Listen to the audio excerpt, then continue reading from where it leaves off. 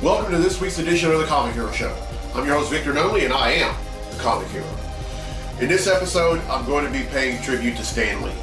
Now, for those of y'all who don't know, Stan Lee passed away 1 week ago today, and it's been hard on the entire comics industry. Not just the entire comics industry, but readers, fans who only knew of him. I only know of Stan Lee, and it's hard on me too because. Sure, DC was around before Marvel got started, but when he started Marvel back in the early 60s with a whole bunch of other creators, they raised the bar.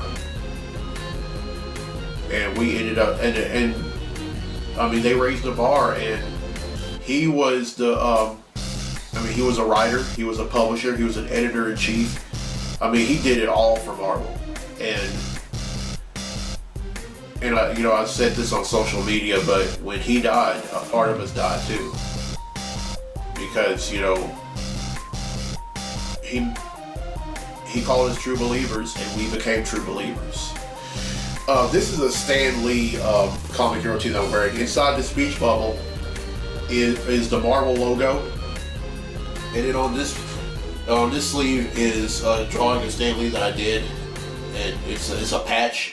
And below his face has the words Excelsior, and then on this sleeve is his initials, SML, which is his real name was actually Stanley Martin Lieber, but he changed it because he didn't want to because he wanted a pen name because he didn't want to get confused. He didn't want folks to get confused with his author name, which was his real name, Stanley Martin Lieber. And I'm also wearing this Spider-Man hat because. A lot of times when you think Marvel, one of the first characters you think about is Spider-Man. But I'm grieving with all of y'all. When somebody dies, even when you understand, even me that understands that death is something we all have to go through, it still sucks. But I know he's in heaven, and I know that he's probably, reconnected with his wife Joan, both as co-creators of so many amazing Marvel characters, both Jack Kirby and Steve Ditko, and then a whole bunch of other writers and artists throughout the history of comics. I can only imagine. Some of the art that they're doing right now. Can you just imagine that?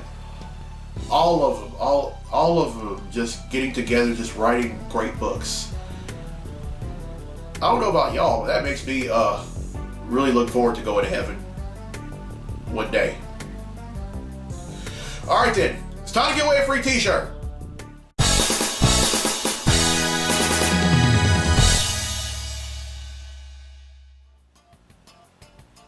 Alright, last week's episode I asked, what was Stan Lee's famous catchphrase?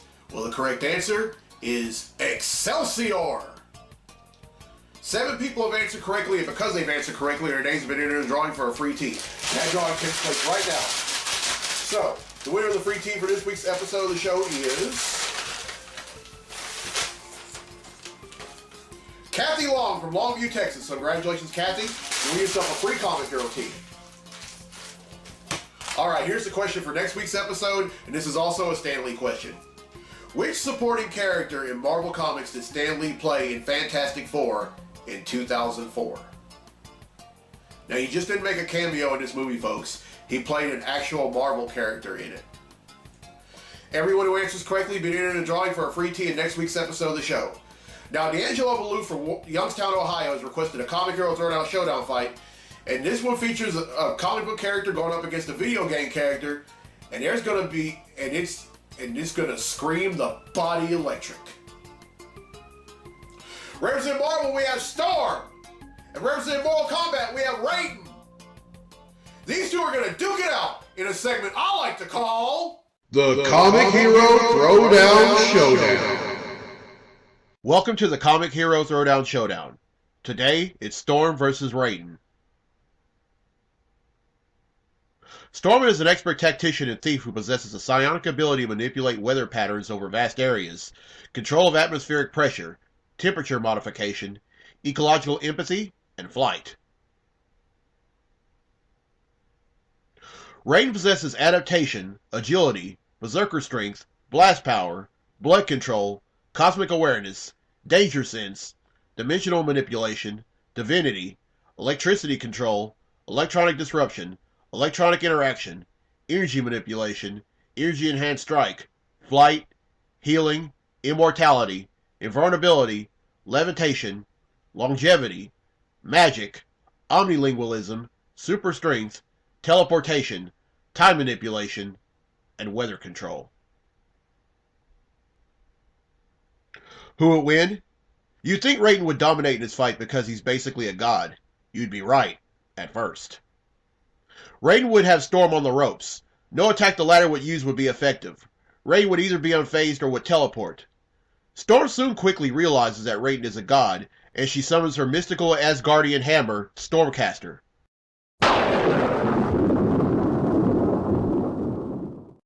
With it, she gains godlike powers.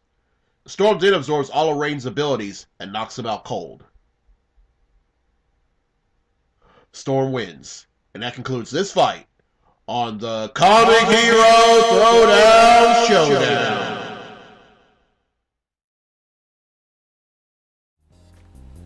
Alright, well, I hope you enjoyed that fight. If you have fight requests for future episodes, contact info is down there.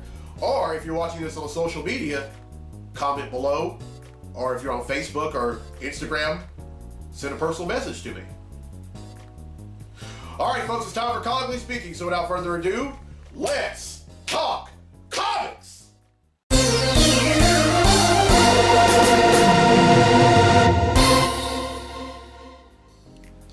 Alright, there are two things I'm going to talk about in this segment of Comically Speaking, and the first one is Iceman possibly joining up as a reserve member of the Fantastic Four.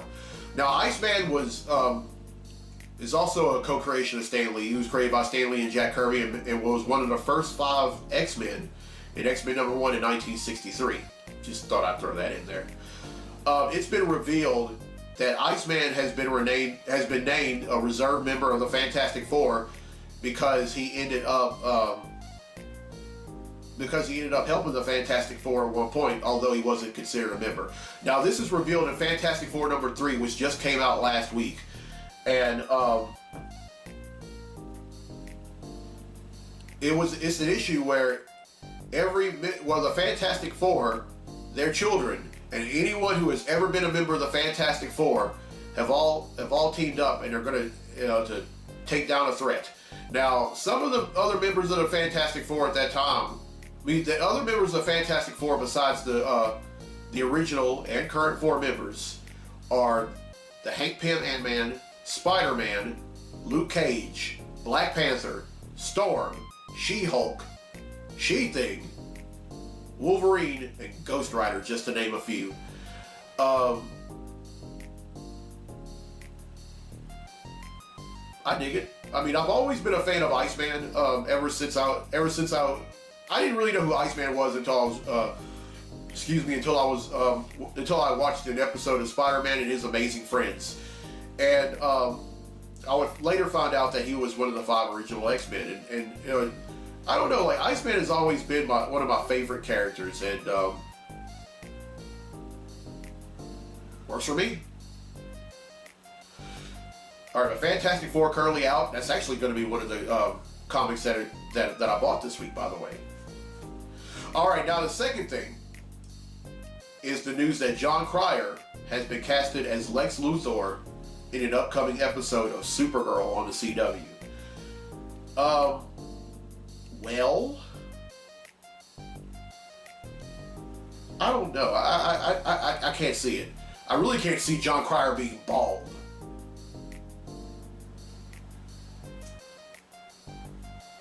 And not only that, but Cryer, and not only that, he's a little too. I don't know. Like, I just don't really see him playing someone like Lex Luthor. Just like I really didn't see Jesse Eisenberg playing the character in Superman versus a Batman vs Superman: Dawn of Justice. Kind of wish they would get Michael Rosenbaum. I mean, Rosenbaum was amazing as Lex Luthor in Smallville. I mean, make no mistake about it. I mean, he's my second favorite Lex Luthor, right behind Kevin Spacey. Now, Kevin Spacey played Lex Luthor in Superman Returns, which honestly was not a very good movie, but his role was one of the bright spots in that movie. Well, his role is Lex Luthor, and then Frank Langella's role is Perry White. I think those two were spot on. But as for John Cryer playing Luthor, I don't know about that. I don't see it. I just don't see it at all. But that's just me. Alright, that's it for Comically Speaking. Now let's get to the comics I bought this week. Comic books I bought this week.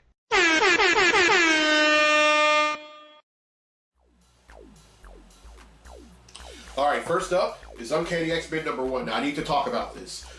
Now for the last few years, this book has been absent from Marvel. There have been other books that have come out since then called X-Men Gold, X-Men Red, and X-Men Blue. But there hasn't been an Uncanny X-Men book. And this is the first one, and it's spiraling out of the events of the miniseries that just ended a few weeks ago called Extermination.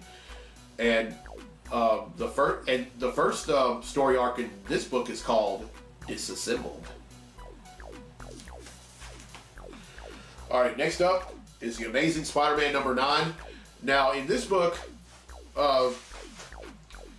Peter Parker, things haven't really been that easy for Peter Parker. First, he finds out that his doctorate had been, that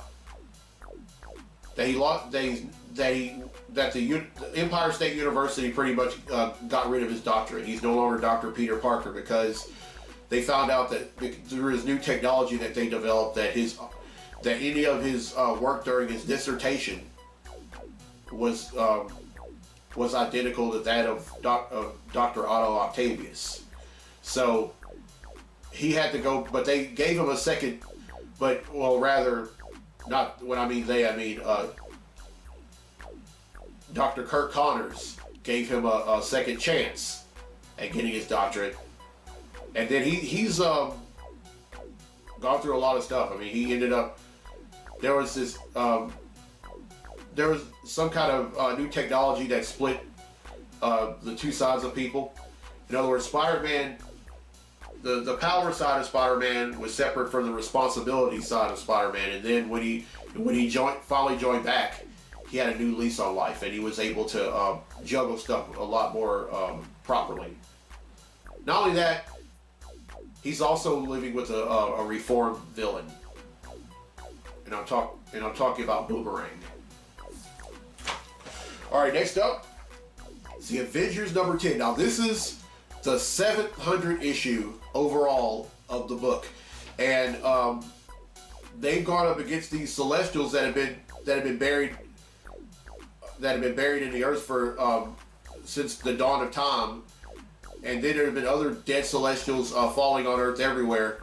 But after they killed the source of it, they make one of the Celestials their new base of operations, and they call it Avengers Mountain. In this book, one of the things that's going to happen, they're going to get a new member, or is it members? All right, next up is Captain America #5.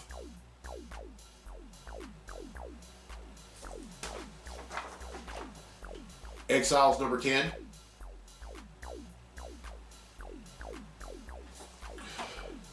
Fantastic Four #3. Now this is the issue that I was talking about, where every Marvel character that has ever been a member of the Fantastic Four team up with the four original members to take down a threat. And one person that I forgot was Crystal of the Inhumans. Now Crystal was actually a member of the Fantastic Four while Sue was pregnant with Franklin. And can't wait to read this. All right, next up is Thor #7.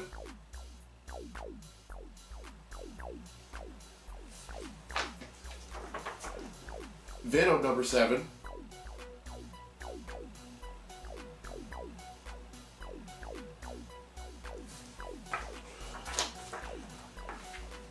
Venom number 8.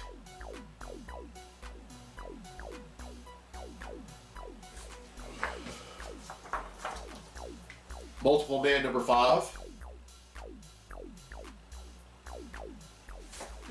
And finally, Spider-Geddon number 1. Alright, that's 11, which brings the total number of comics that I bought since December of 1997 to 9,022.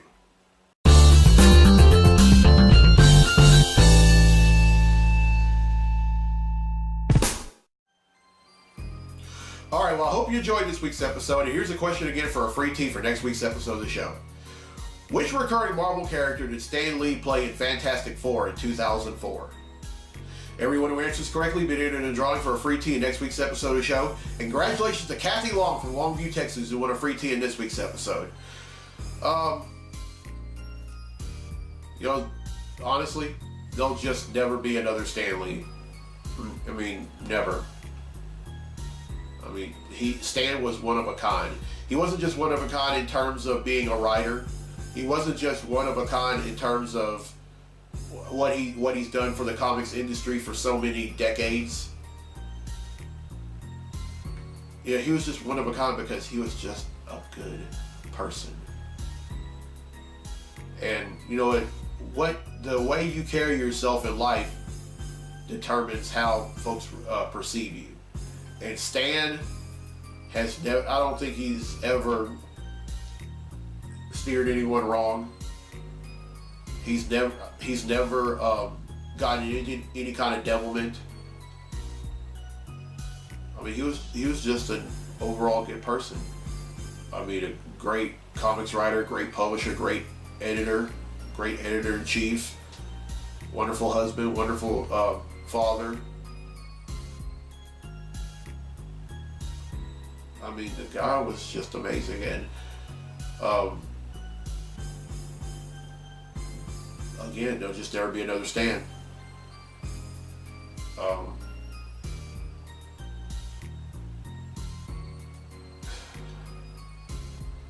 Just wish I would have got the chance to meet him, but you know, when we all go to heaven, I'll get that chance.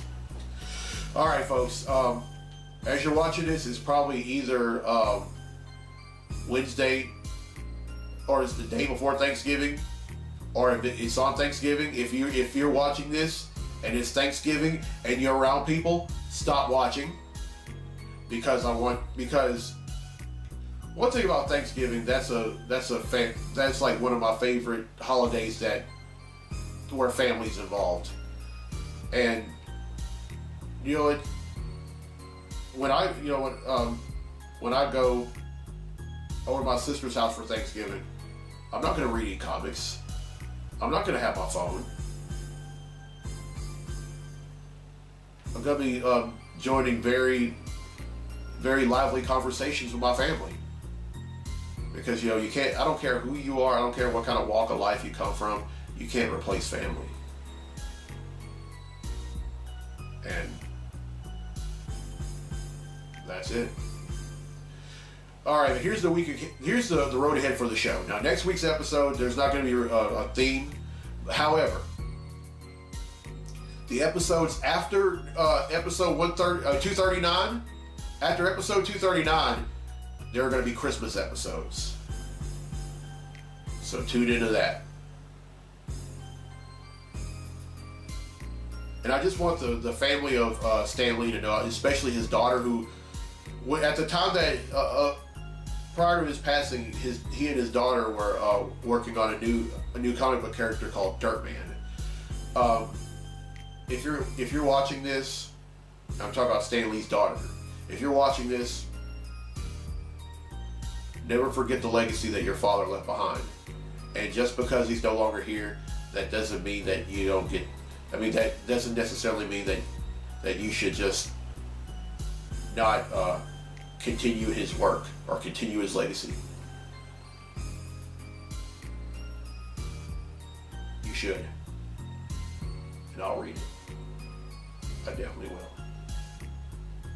All right, I'm Victor Nutley. I'm the Comic Hero. I'll see you next week for episode 239. So until then, be safe, be blessed, be a hero, and Excelsior.